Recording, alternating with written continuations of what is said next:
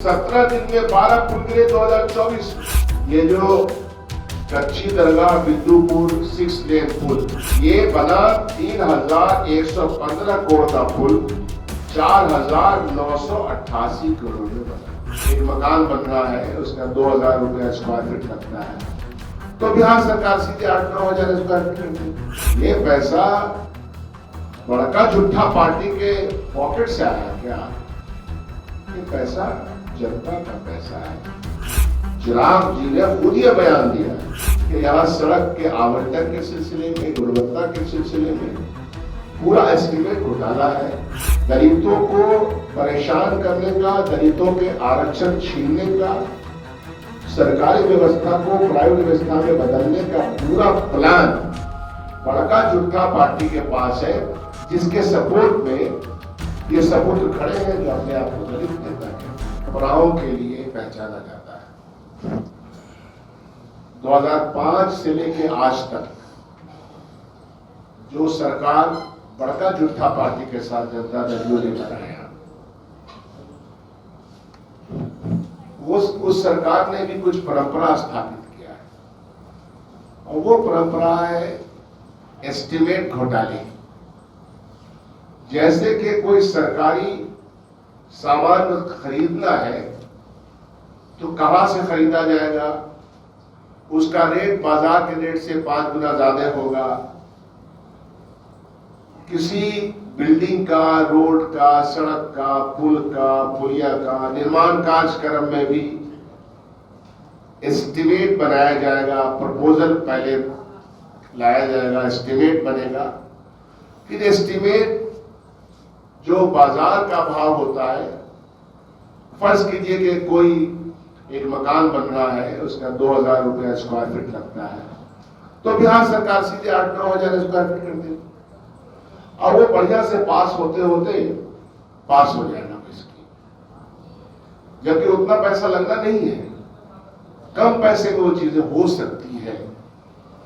तो ये मशहूर है हमारे यहाँ, ये भी एक परंपरा है। हमारे यहाँ की परंपरा है ना भाई, हम सहिष्णुता है हमारे यहाँ, हमारा इतिहास है, गौरवपूर्ण इतिहास है हमारा। एक ये भी इतिहास बनता चला गया, 20-25 साल का इतिहास, कुछ छोटा इतिहास नहीं। हाल के दिनों में यह इतिहास रचा गया पुल निर्माण के संबंध। अभी 23 जून 2025 को ये जो कच्ची दरगाह बिंदुपुर 6 लेन पुल ये बना, बहुत लंबा पुल है।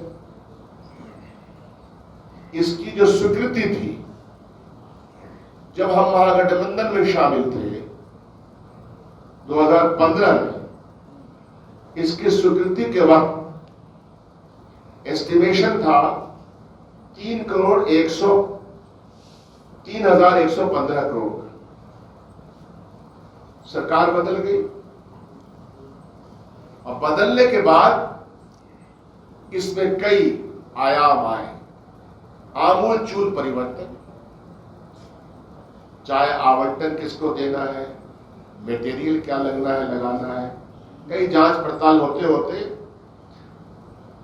अल्टीमेटली ये बना 3,115 करोड़ का पुल 4,988 करोड़ में बना। 2015 से लेके ये जो एस्केलेशन है, ये किसका पैसा है?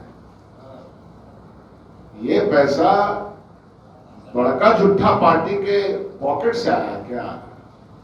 ये पैसा जनता का पैसा है।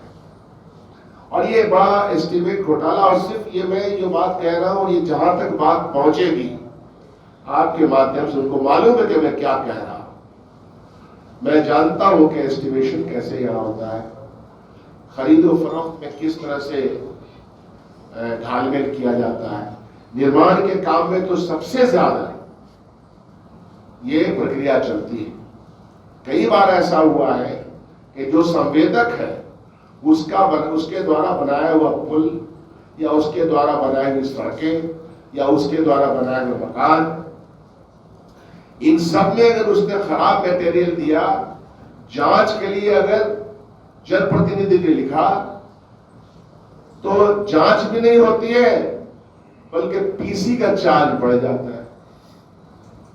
कई बार ऐसा हुआ है कि फिर से उसी संवेदक को थोड़े दिन के लिए वो ब्लैकलिस्ट होता है और फिर थोड़े दिन के बाद मालूम हुआ कि वही संवेदक बहाल हो गया। और ये वो जानते हैं विभाग के लोग जो मेरी बात सुनेंगे कि मैं क्या कह रहा हूं, उनको ये अच्छी तरह मालूम। और यही कारण है कि जब आप एस्टिमेट घोटाला कीजिएगा और आप छूट दीजिएगा कि आप प्राइस एक्सक्लेट कर दें कि आपको छूट है, थोड़ा बहुत टाइम के साथ बढ़ता है, लेकिन साथ साथ जो गुणवत्ता है उसकी उससे कॉम्प्रोमाइज होता है। गुणवत्ता से अगर जब कॉम्प्रोमाइज होगा तो सरकारी बिल्डिंग 5 साल में दरक जाती है, सरकार के द्वारा बनाया हुआ पुल पुलिया सड़क सबकी हालत खराब हो जाती है। और फिर हम एक मुरम्मती की योजना निकालते हैं, संवेदक को पहले देते हैं 5 साल के लिए या 7 साल के लिए मेंटेनेंस चार्ज। अब फिर मेंटेनेंस चार्ज किसको जब मेंटेनेंस देना है उसने जिसने बनाया है, फिर मेंटेनेंस में तो वो काम होता नहीं है, लेकिन दोबारा जो मुरम्मती का काम शुरू होता है फिर उसी ठेकेदार को दे दिया जाता है कि तो मुरम्मती भी करो। ऐसे सैकड़ों मिसालें मैं दे सकता हूं। मैं खुद विधायक हूं तो मुझे मालूम है कि क्या होता है। संवेदक लोग अपना काम समय पर नहीं करेंगे, उसमें कोई दबाव नहीं होता है। और इसी कारण से आप पुलों के बारे में देखिएगा कि किस तरह से पुल कि कितने पुल, कितने 17 दिन में 12 पुल गिरे 2024 में। 17 दिन में 12 पुल गिर गए इसी बिहार में, और एस्टिमेट घोटाला ये चल रहा है। और बड़े बड़े पुल गिरे, छोटे की तो बात छोड़ दीजिए। उसके बाद सर देखिए कि नाम है हमारे पास 2022 और 2023 में भी गिरे थे पुल। बिहार में पुल गिरने का यह सिलसिला नया नहीं है, 2022 और 23 में भी हुआ। तो मिला जुला के 2024 में जल प्रकोप या भ्रष्टाचार का प्रकोप में कुछ और पुल दहे हैं। 10 जुलाई को, 15 जुलाई को, 16 जुलाई को 2024 में, 27 जून को, 28 जून को। तो इससे साबित क्या होता है? इससे साबित यह होता है कि जो सरकार चला रहा है, या तो उसको सरकार चलाने का लूर ढंग है नहीं, या फिर भ्रष्टाचार के ऐसे ही थोड़े। भारतीय जनता पार्टी का जो दफ्तर पूरे हिंदुस्तान में बन गया, तो ये पैसा कहां से आया? इन्हीं सब वजह से पैसा आया। बड़े बड़े दफ्तर बन गए सैकड़ों की तादाद में। बिहार के 38 जिले में 3 करोड़ 4 करोड़ का दफ्तर कहां से बन गया? इन्हीं पैसों के माध्यम से बड़का झूठा पार्टी। आप लोग समझ रहे हैं ना, बड़का झूठा पार्टी हमने नहीं कहा बीजेपी को। माननीय मुख्यमंत्री जी ने खुद कहा है, मैं उनके शब्द दोहरा रहा हूं। मैं तो उनकी बड़ी इज्जत करता हूं व्यक्तिगत तौर पर, और उनको परेशान जो है सो भाजपा के लोग ही करते हैं। अच्छा, इस सिलसिले में एक और मजेदार बात है कि बड़का झूठा पार्टी के एक साहब है, नौजवान बिहार के हैं। उनके पिताजी तो बहुत जुझारू थे, दलित समाज के लिए काम करते थे। तो उनके साहबजादे कैबिनेट में मिनिस्टर भी हैं। वो हाजीपुर का दौरा करते हैं और वो कहते हैं कि बहुत खराब हालत है सड़क, गजब है। लेकिन वो घूम रहे हैं और प्रधानमंत्री के खासम खास जो बोलते हैं, उनको ये पता नहीं है कि दलितों को प्रताड़ित करने का पूरा प्रोग्राम बड़का झूठा पार्टी के इतिहास में नहीं था। दलितों को परेशान करने का, दलितों के आरक्षण छीनने का, सरकारी व्यवस्था को प्राइवेट व्यवस्था में बदलने का पूरा प्लान बड़का झूठा पार्टी के पास है, जिसके सपोर्ट में ये सपुत्र खड़े हैं जो अपने आप को दलित नेता कहते हैं। लेकिन आश्चर्यजनक बात यह कि वो भी सड़कों के बारे में कोई तारीफ नहीं कर रहे। तो उनसे मैं कहता हूं कि सीधा साधा बोलिए कि यहां सड़क के आवंटन के सिलसिले में, गुणवत्ता के सिलसिले में पूरा एस्टीमेट घोटाला है, उसको ये मान ले। और उन्होंने खुद ये बयान दिया है, चिराग जी ने खुद ये बयान दिया है। तो इसीलिए मिला जुला करके जो मामला है वो आपके सामने है। के नाम बताएं, इंफ्रास्ट्रक्चर का कोई भी विभाग, चाहे वो भवन का हो, सड़क का हो, स्कूल भवन हो, पंचायत भवन हो, सड़क हो, पुल हो, पुलिया हो, इनके विभाग है ना, हेल्थ डिपार्टमेंट के द्वारा, हॉस्पिटल हो। मैं तो आप लोगों से कहता हूं कि आप लोग कृपा करके किसी एक जगह चले जाएं और इनका डिटेल प्रोजेक्ट रिपोर्ट खुद मंगवा लें, उसकी स्टडी कर लें। थोड़ी मेहनत लगेगी, 2 दिन जिस स्थान पे जिसका आपने डिटेल प्रोजेक्ट रिपोर्ट लिया है वहां जाकर के देखिए। मैंने तो अपने इलाके में एक इंजीनियर को खामोशी से भेजा कि देखो कि पुल निर्माण में जो सरिया लग रहा है उसकी क्या सिचुएशन है, पकड़ेंगे, सस्पेंड कर रहे हैं, जांच बैठा दिया। तो ये थोड़ा आप लोग भी कीजिए, यही फैक्ट है। इन्हीं सब चीजों से माल कमा रहे हैं लोग, तभी देखते नहीं है कितना मजा में आए। घर में इटालियन टाइल्स लग रहा है सबके, कहां से आ रहा है, किसके किसके घर नहीं लग रहा है, पर इसकी भी जांच करवा लीजिए।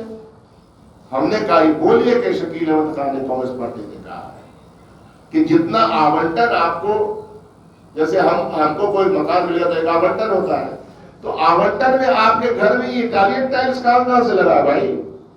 अगर आपने अपना लगा तो सब कुछ पब्लिक स्क्रूटनी में होना चाहिए ना। तो ये आपको इशारा दे दिया, ये जो सुने उनको समझ में आ जाएगा कौन लोग हैं। इसमें दिक्कत कहां है? निगरानी की कोई व्यवस्था है ही नहीं किसी भी कार्यक्रम में। हम लोग अपना घर भी बनाते हैं तो देखते रहते हैं ना भाई, दीवार पड़ी तो कितना पानी दिया गया, कितना उसमें अनुपात में सामान लगे, कोई निगरानी नहीं है। जून के महीना में सिर्फ यह निगरानी आप लोग कर लीजिए कि कितना पैसा इधर से उधर ट्रांसफर में जा रहा है तो पता चल जाएगा। आप किसी अधिकारी से, आप लोग पत्रकार हैं, खोजी पत्रकार बनकर जाइए, किसी छोटे से छोटे अधिकारी से बोलिए कि जून महीना में कितना टैक्स लग रहा है। खुलेआम तरीके से अधिकारियों से पैसे ट्रांसफर के नाम मांगे जाते हैं विभिन्न सचिवालयों के द्वारा। ये सारा भ्रष्टाचार की नजर बिहार और इसमें पिसती हुई बिहार की जनता आ चुकी। इसलिए आपसे हमारा ये आग्रह है कि जब ये लोग पीसी करते हो तो उनसे ये सब सवाल जो कर रहे हैं, और हम तो कहते हैं कि है हिम्मत इस बड़का जुट्टा पार्टी के साथ की डबल इंजन की सरकार को, तो डिबेट कर ले, जगह का नाम बताए और वो लाए, श्वेत पत्र लाए, व्हाइट पेपर लाए कि हमने क्या किया, और हम बताएंगे कि आपने कौन सा काम किस तरह से किया। आप ठगने का काम कर रहे हैं बिहार के लोगों को आप अच्छी सड़क नहीं दे पा रहे हैं, अच्छी बिल्डिंग नहीं दे पा रहे हैं, और सब डिपार्टमेंट का तो बात छोड़ दीजिए। तो आज का प्रेस कॉन्फ्रेंस इन्हीं बातों पे था। एस्टिमेट घोटाले की सरकार, हमारी सरकार आएगी तो जितने भी एस्टिमेट हुए हैं उसका जांच कर रहे हैं। ये ₹2 का काम 10 रुपए में कैसे हुआ, क्यों हुआ, कौन कौन अधिकारी थे, किनका उसमें साइन था, तब अंदाजा हो जाएगा। दूध का दूध, पानी का पानी तब हो जाएगा। धन्यवाद। कोई प्रश्न हो इस सिलसिले में बात कर सकते हैं।